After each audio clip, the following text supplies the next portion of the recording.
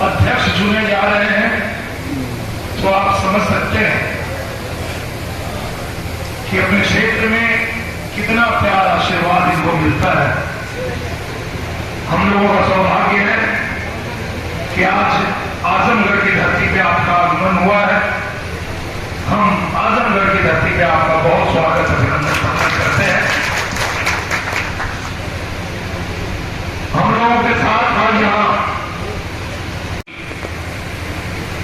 कहने को तो किसी को कह दिया जाता है, लेकिन यश सबके हाथ में नहीं होता है।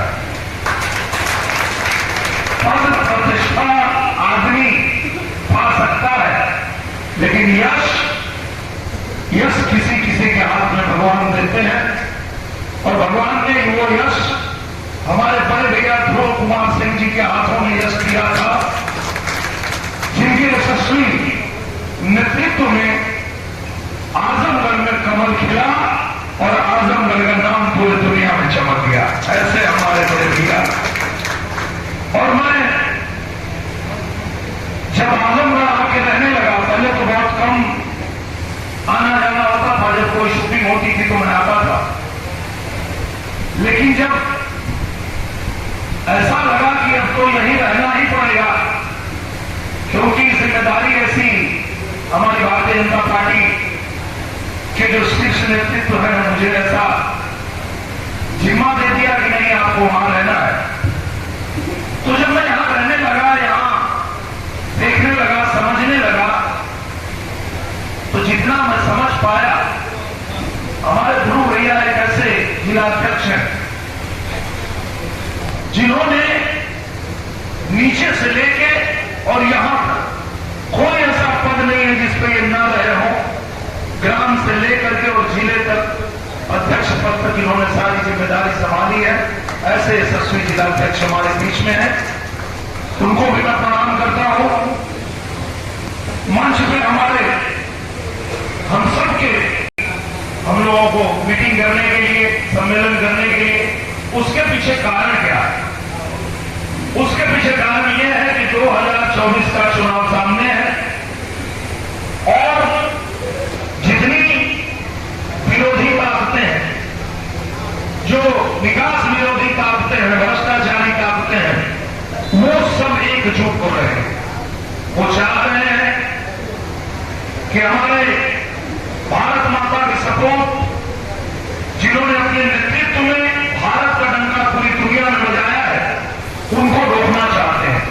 पहले भी प्रयास किए थे, नहीं रोक पाए थे। और मैं एक बार आपको ये कहना चाहता हूं कि आप लोगों के आशीर्वाद प्यार से, आपकी मेहनत से हमारे पूजनीय प्रधानमंत्री जी 24 में 400 सांसदों के साथ प्रचंड बहुमत से हैट्रिक लगाने जा रहे हैं और तीसरी बार प्रधानमंत्री की शपथ लेने जा रहे हैं। तो जब प्रधानमंत्री 400 सांसदों के साथ प्रचंड बहुमत से प्रधानमंत्री की शपथ लें, तो आजमगढ़ में उनके साथ कंधे से कंधा मिला के खड़ा रहना चाहिए। इसलिए ये बैठक हम लोग कर रहे हैं, ये बातचीत हो रही है और हम सब गांव में जाएंगे, लोगों के बीच जाएंगे, या जो लोग हमसे मिलेंगे, जैसा कि हमारे व्यापारी भाई हैं, तो आपका मिलना जुलना, रोजगार, काम, सब लोगों के साथ में उठना बैठना होता है। तो बात बात में ये चर्चा भी जरूरी होती है कि पिछले 50 सालों में क्या हुआ और जब आजमगढ़ में कमल खिला तो 1 साल में क्या हुआ। इस पर चर्चा होनी चाहिए, इस पर बात होनी चाहिए। जो एक मार्ग हमारा नहीं, रोनापार बेलियागंज जो मार्ग है, हमसे लोग कहते थे, मैं पूछता था जब भी प्रचार में मैं आता था, मैं बोला इतना खराब क्यों है? तो कहते थे लोग बनेगा ही नहीं। हम बोले कैसे नहीं बनेगा? एक और सड़क है वहां रासेपुर की तरह, उसमें भी जाते थे, वहां का भी वही हाल था, उसको भी कहते थे लोग नहीं बनेगा ये। तो मैं बड़ा परेशान हो गया कि जब ये बनेगा ही नहीं तो हमारे यहां आने से फायदा क्या है? हम क्यों आए हैं यहां? हम तो बहुत अच्छा काम अपना कर रहे थे, शूटिंग कर रहे थे, 5 स्टार होटल में रह रहे थे, कि घाम में हमारे लिए कौन फायदा है? जब सड़कियां ना बनी हम कहीं लिख के डालो, हम देखा थे कैसे ना बनेगा। और जैसे ही आप लोगों ने हमें दिया, हमारे भैया लोगों ने बताया, और उसको मैं लेके पूजनी महाराज जी के पास गया और मैंने कहा कि महाराज जी ये हम लोगों ने दिया था बनने के लिए और कह रहे हो कि नहीं बनेगा, तो अभी नहीं बनेगा तो फिर हमको क्षमा कर दिया जाए, हम वहां नहीं जा सकते हैं। महाराज जी हंसने लगे, बोले अरे ऐसा क्यों बोल रहे हो, 3 दिन के अंदर पास हो जाएगा, जाओ। और 3 ही दिन में पास हो गया।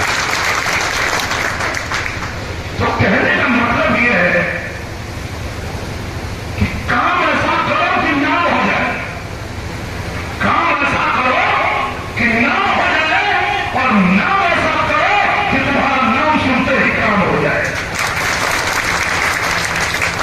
और आजमगढ़ की जनता ने वो नाम, वो काम करके दिखाया, तब जाके आजमगढ़ का नाम सुनते ही आज किसी भी मंत्रालय में, चाहे प्रदेश में चाहे हमारे केंद्र, किसी मंत्रालय में आजमगढ़ का कोई काम रुकता नहीं है।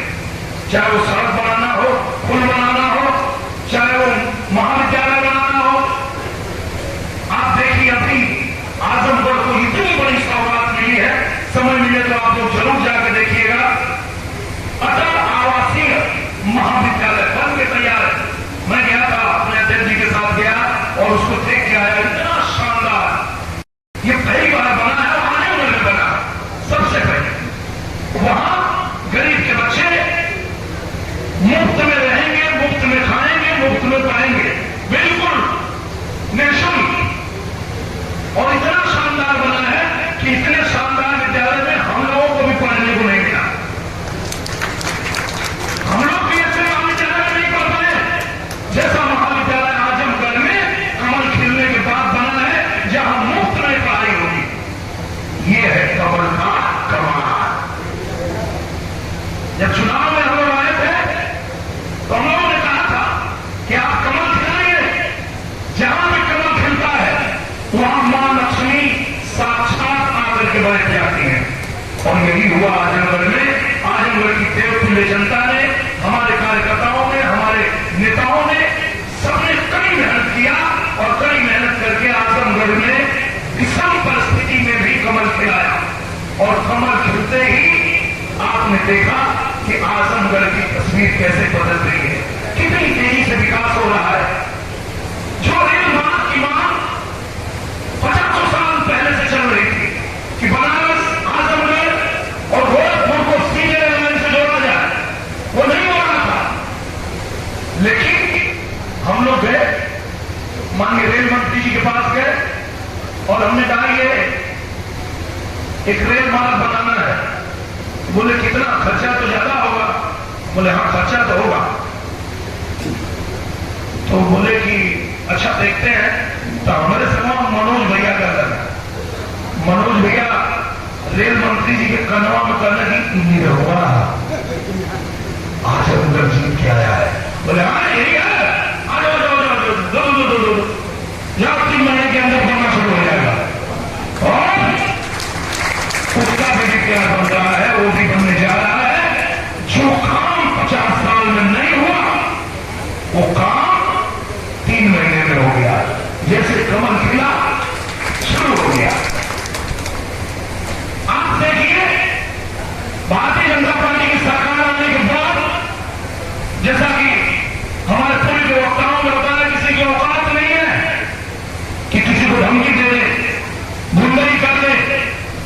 हमारे पूजनीय महाराज जी, हमारे प्रधानमंत्री जी सीधा कहते हैं, अपराध के लिए 0 टॉलरेंस, या तो भीतर और नहीं तो सीधा ऊपर। अगर गुंडई करना है प्रदेश छोड़ दो,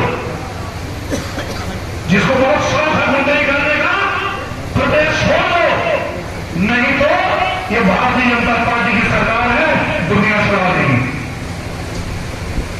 ऐसी भारतीय जनता पार्टी की सरकार है। और लोग व्यवसाय करना चाहते हैं, व्यापार करना चाहते हैं, आजमगढ़ को नंबर 1 बनाना चाहते हैं, और उसके लिए भारतीय जनता पार्टी काम कर रही है। जैसे अंतर्राष्ट्रीय हवाई अड्डा